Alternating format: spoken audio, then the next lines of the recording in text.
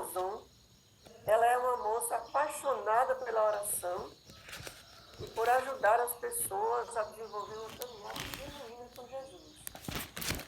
Além de auxiliar no Ministério de Oração da Associação de Arkansas, Louisiana, nos Estados Unidos, ela também lidera iniciativas de oração durante o concílio anual da Associação Geral e outros eventos oficiais da igreja. Então, ela é uma pessoa afinada quando o assunto é oração. E ela diz aqui na contracapa que esse livro não é um livro sobre oração. É um testemunho pessoal e marcante do poder da oração na vida dela. Então, é um livro de um testemunho pessoal. É um livro que fala de experiências reais da vida de pessoas que se entregaram completamente a Cristo. E por experiência própria, Melody Mazon pode dizer que a oração é uma chave que abre um novo mundo de vida e de possibilidades infinitas. Se em sua vida o poder da oração já foi sentido como sendo real, este livro irá ajudar você a se fortalecer em sua jornada de fé. Isso aqui é para nós. Nós estamos começando a ler um livro e se na nossa vida a oração já faz sentido, esse livro vai nos ajudar a fortalecer ainda mais. Mas se a nossa experiência de oração, nós desejamos encontrar um sentido e como conversar com Deus, o Deus invisível, é essa obra, ou seja, esse livro vai abrir nossos olhos para uma nova realidade do mundo espiritual. Inclusive, depois que nós decidimos ler esse livro aqui no Zoom, Irmã Socorro já fez pregação lá na igreja dela, de experiência desse livro, de testemunho desse livro. Eu também já preguei sobre esse livro, né, lá no Bela Vista. E é assim, esse livro, ele não é do espírito de profecia, né? Ele não é de Ellen White, mas ele é de uma pessoa que tem uma vida inteira dedicada a Deus. E ela fala por experiência própria e de testemunho de outras pessoas que também vivem essa experiência real. Deus é real. E ele se comunica comigo e com você, diz ela. Deus é real e se comunica com você. Você que vai ler esse livro, pode ter certeza disso. Deus se comunica com cada um individualmente. Não se limite apenas àquilo que está ao alcance de suas mãos. Nós, com certeza, temos pedido a Deus só aquilo que a gente acha possível. Os planos de Deus são sempre maiores. Nós sempre temos medo de pedir a Deus aquilo que para nós é impossível. Porque nós estamos acostumados a coisas pequenas, coisas que cabem na nossa mente. Por isso, tome hoje uma decisão. Hoje é o dia de você decidir pedir mais. Pedir aquilo que é impossível. Aquilo que não tem condição nenhuma de acontecer. Esse é o propósito da leitura do livro. O primeiro capítulo, e quando você chega no primeiro capítulo, você já leu tanta coisa boa. Se você já pegou o livro, já teve tempo com esse livro, você vai ver que antes de chegar no primeiro capítulo, tem muita coisa boa nesse livro, tem muito conteúdo, tem muito testemunho, tem muitas experiências relatadas ali para poder chegar no capítulo 1. Mas aqui no culto do Zoom, como o tempo é pouco, nós só temos aqui 5 minutos, eu vou continuar aqui, irmã Samara, eu vou continuar aqui fazendo a abertura do capítulo 1, porque a Lijane não entrou, e como eu já estou aqui falando, para não perder tempo, já só falta 6 minutos para 6 horas, o capítulo 1 título de O Céu Não é o Limite.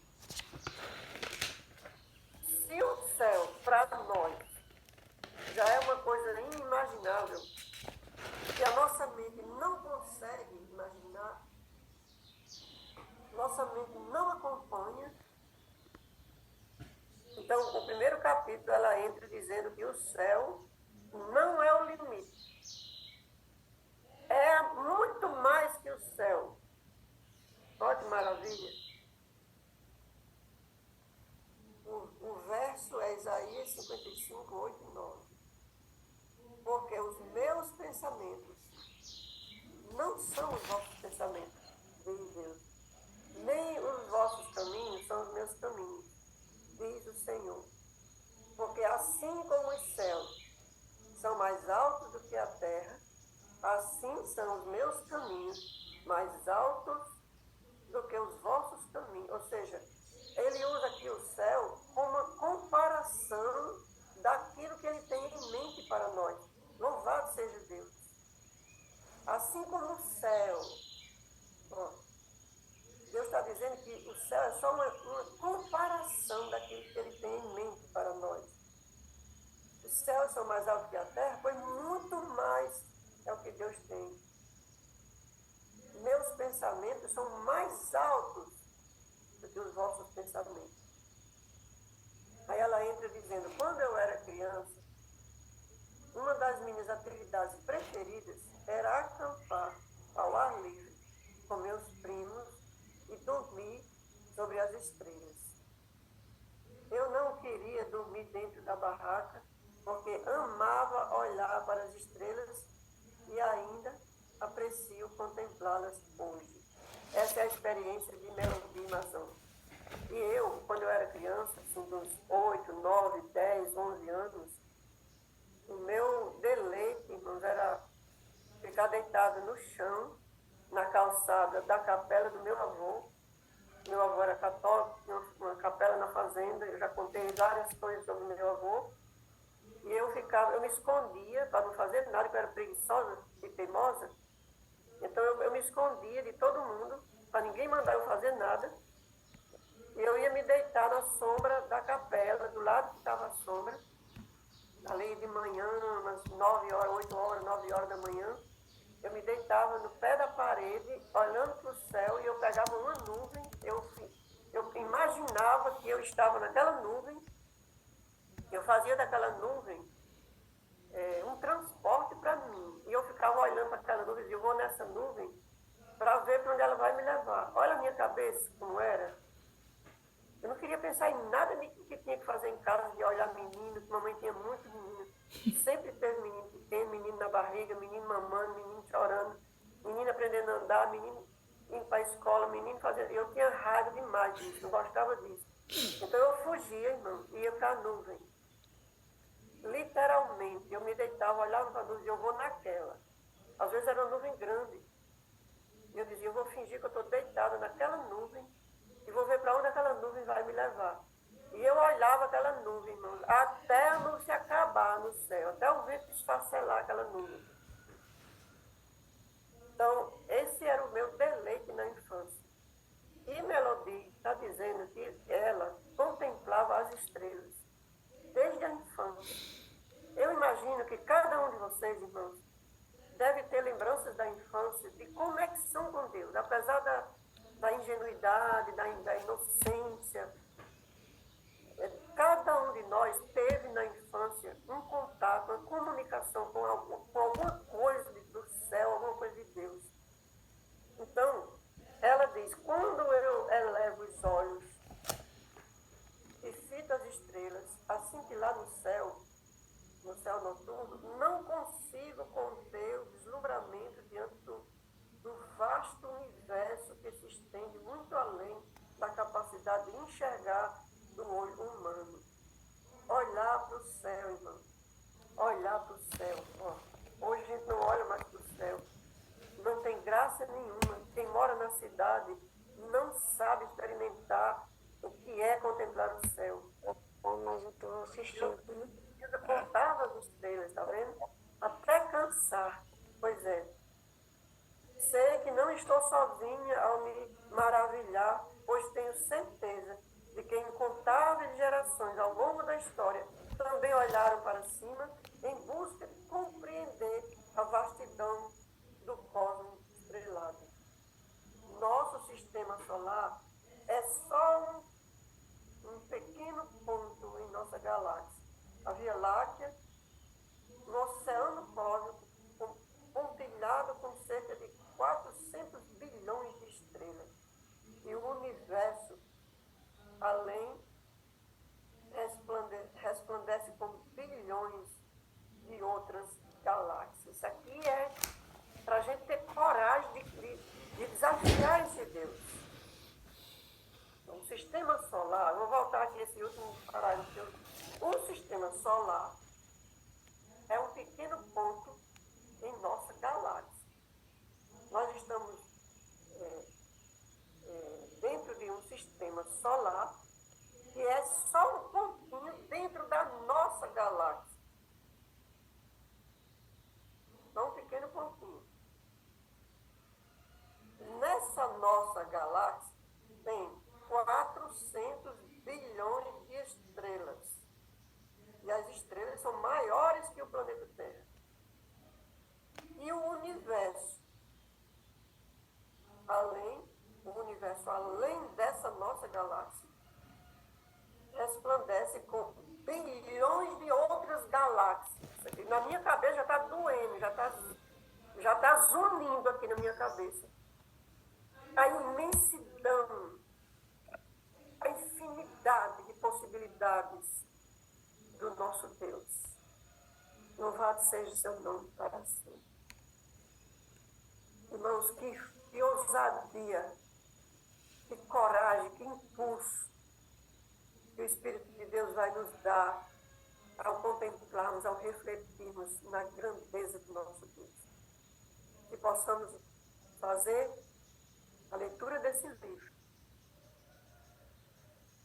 Aí, Claudinete está dizendo a experiência dela e assim por diante. Eu sei que você não está colocando aqui, mas você teve o seu momento na infância. Por isso que nós estamos aqui. Tem muita gente que tem dificuldade de chegar aqui onde nós estamos, porque nunca teve essa conexão. Viveu uma infância de pressão, de estresse, de angústia, de rejeição, de desprezo. Mas nós que estamos aqui, desde a infância, Deus nos tem guiado. Louvado seja Deus. Vamos orar? Querido Deus, nós te agradecemos pelos conteúdos, pelos livros, pelas mensagens, pelas ferramentas que o Senhor disponibiliza para nós, como a internet, Senhor, nossos aparelhinhos de celulares, e com essa ferramenta, com essas possibilidades, nós podemos nos reunir como um distrito cada manhã. E é muito bom. Depois desse culto no Zoom, Senhor, nós estamos afinados uns aos outros, temos assuntos uns com os outros. Antes nós éramos como estranhos, quando nos reuníamos nos grandes eventos, quase não tínhamos que conversar, porque não sabíamos nada uns dos outros. Hoje nós estamos afinados aqui num propósito, na busca pelo Teu Espírito Santo. Mas, Senhor, nós somos tão limitados, tão pequenos, tão tímidos na oração, tão negligentes, tão desconfiados. E ao ler esse livro, Senhor, que o Teu Espírito Santo traga para a nossa vida uma experiência real. Dirige-nos nesse dia. Que nós possamos aprender a pedir coisas impossíveis. Aquilo que nós achamos que não vai rolar, Senhor. Que nós possamos apostar nesse Deus. Deus das galáxias. Deus do universo. Deus soberano. Que o Senhor seja o nosso Deus.